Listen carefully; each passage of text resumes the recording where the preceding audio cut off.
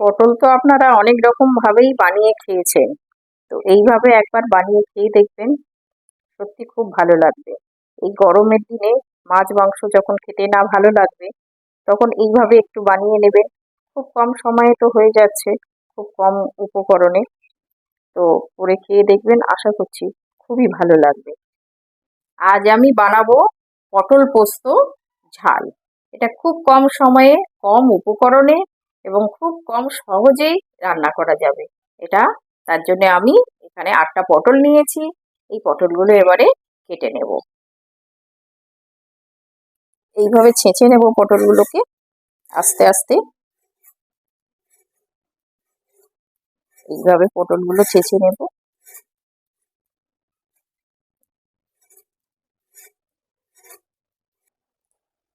আমি 4 টুকরো করে নিচ্ছি। এইভাবে কেটে এটা জলে দেব। এইভাবে সব পটলগুলো আমি এভাবে একে একে করে কেটে নেব। সব পটলগুলো এইভাবে কেটে নিয়েছি। এবার এটাকে ধুয়ে একটু জল ঝরাতে দেব।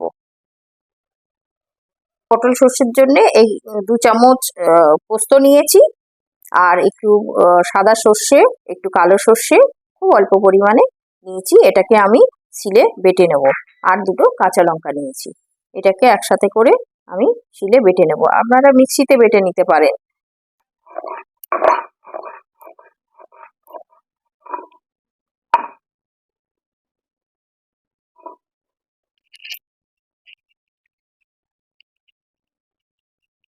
গ্যাসটাকে অন করে দিলাম, দিয়ে কড়াটাকে বসিয়ে দেব। কড়াটা গরম হতে দেব। কড়াটা গরম হয়ে গেছে। এবার তেল দিয়ে দেব পরিমাণ মতো।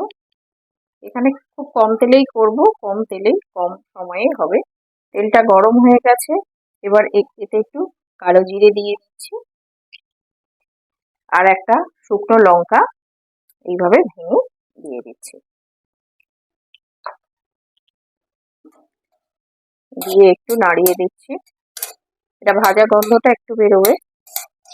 এবার এই পটলগুলো ধুয়ে জল ঝরিয়ে রেখেছিলাম, এই পটলগুলো এবারে এর মধ্যে দিয়ে দিচ্ছি।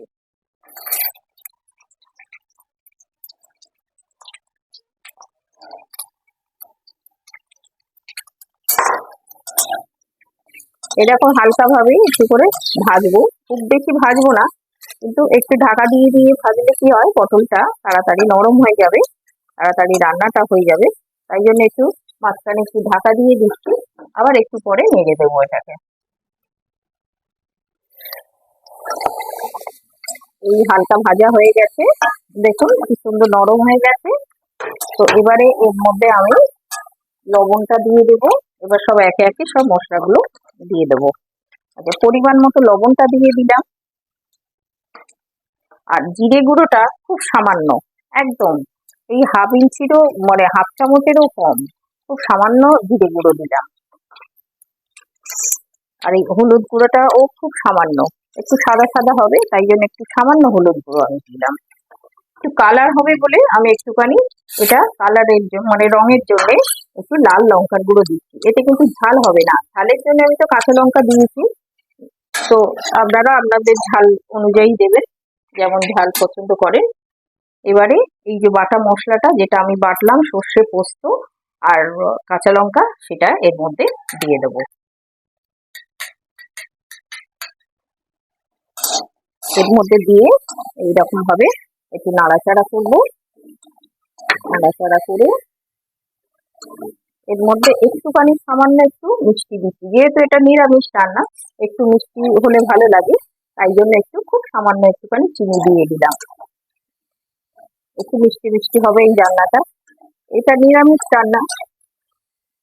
গরমের সময় যখন মাছ খেতে ভালো লাগবে না বা রান্না করতেও ভালো লাগবে না, তখন এইভাবেই রান্নাটা করবেন, দেখবেন খুব ভালো লাগবে। আমি এই বাটিটা ধুয়ে একটু জল দিলাম অল্প। এটা ঝোল হবে না, গায়ে মাখা মাখা মতো হবে। তো এইভাবে একটু অল্প জল দিয়ে দেবেন এইভাবে। এটা যেহেতু পটলটা ভাজা হয়ে গেছে, মশলাটা জাস্ট একটুখানি রেডি হলে হয়ে যাবে। এইবার আমি এটাকে ঢাকা দিয়ে দেবো। একটু এটা একটু খুলে একটু নেড়ে দিচ্ছি। একটু নাড়িয়ে দিচ্ছি তলা না বসে যায়। তো এইভাবে হবে। আর একটু বাকি আছে পটলটা। সিদ্ধ হয়ে গেছে পটলটা, যেহেতু ভেজেছি তো সেহেতু সিদ্ধ হয়ে গেছে। এবার আর একটুখানি ঝোলটা মরবে। এটা গরম ভাতে খেতে খুব ভালো লাগে। এটা আপনারা একবার বানিয়ে দেখবেন, এটা খুবই ভালো লাগবে। এইভাবে রান্না হয়ে গেছে, আমি এইরকম একটু গায়ে মাখা মাখা রাখলাম ঝোল। তো আপনারা এইভাবে একটুখানি রাখতে পারেন বা একটু ঝোল বেশি রাখতে পারেন। তাহলে আমার রান্নাটা রেডি হয়ে গেছে, আমি গ্যাস অফ করে দিই। কি ভালো লাগছে খেতে। এটার মধ্যে পোস্তরও সেন্টটা রয়েছে, সর্ষেরও সেন্ট রয়েছে। খেতে খুব সুন্দর, অসাধারণ হয়েছে। গরমের দিনে এইরকম একটা হলে আর কিচ্ছু দরকার নেই, এতেই পেট ভরে ভাত খেয়ে নেওয়া যাবে।